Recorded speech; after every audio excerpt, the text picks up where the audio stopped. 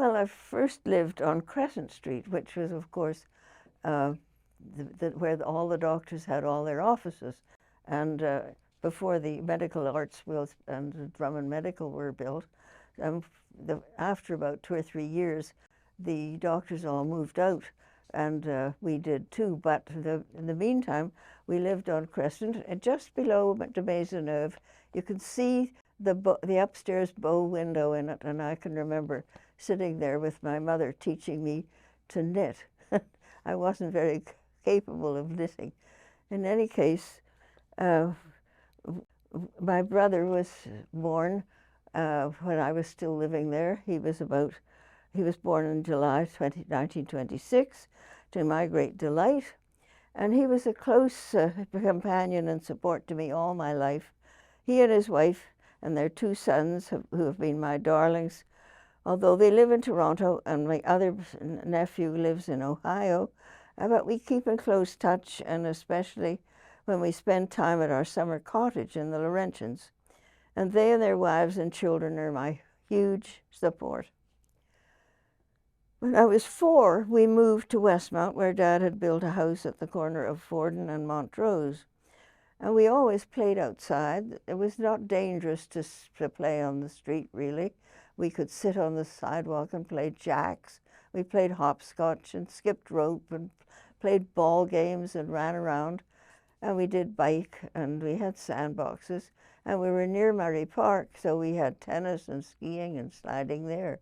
And that was all great fun. But my father died in 1946, and we found the house too big, so we moved to a smaller house on Belmont Avenue, and later to an apartment on Rosemount. Now, I had always been wanting a garden, and so in 1977 I bought a lovely little house with a tiny garden on Holton Avenue. I don't know if you know where that is. It's in the Priest's Farm, just east of Atwater and just north of Sherbrooke. There's a little section of houses there, and it's so handy. You can go to the bus or the metro and walk to the middle of the city. I walked every day to work, and I was enormously enjoyed living there. And since it was big for me and I was worried about using too much oil, I went to McGill and asked if they had any students needing a room. And at that point, I got the first student, and I did that for many, many years until until I moved out of the house when I was 90. And I had about 12 or different ones, and they were a great deal of fun for me, and I still keep in touch with many of them. I was educated at the study school, and then I went to McGill for a BA. It was a terrible time to be in a college because, you know, you expect to have lots of fun and lots of things to do. It was wartime. I went from 1940 to 44, and there were no parties. There was no football or hockey game. Most of the boys had left, and the younger faculty's members had also left to go into the forces. And we had to have very boring lectures. We had to go once a week and listen to these terrible lectures. And we had to learn first aid and Morse code, and we were always being sent to do exercises and things like that. And that was the fun of it. Mind you, I did meet lots of lovely people, and I had good friends, and I can't say I didn't enjoy it, but it wasn't like it is now for students who have so much fun and so many things to do. I worked as a secretary after I graduated, first at a bank, and then at the Allen Memorial Institute of Psychiatry, which had just opened. And I was a doctor's secretary, and I looked after its tiny library.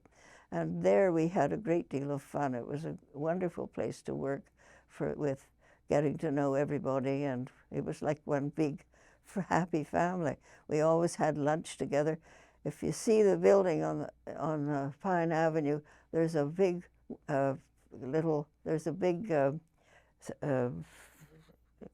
place at the top with a big window, and we would sit and have our lunches there, and the doctors often came and had lunch with us. But at that time, everybody was dying to go to England.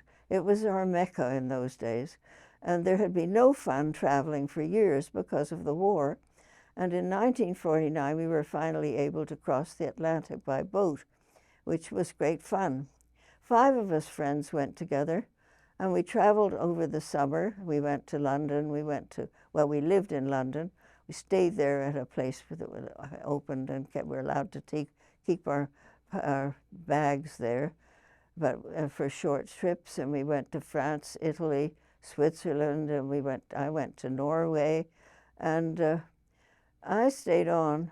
The others went home, but I stayed on for another year and a half and worked as a secretary in the hospital, and had been set up by my Canadian doctor boss. In spite of rationing and awful food, we had a wonderful time. We lived in a sort of hostel.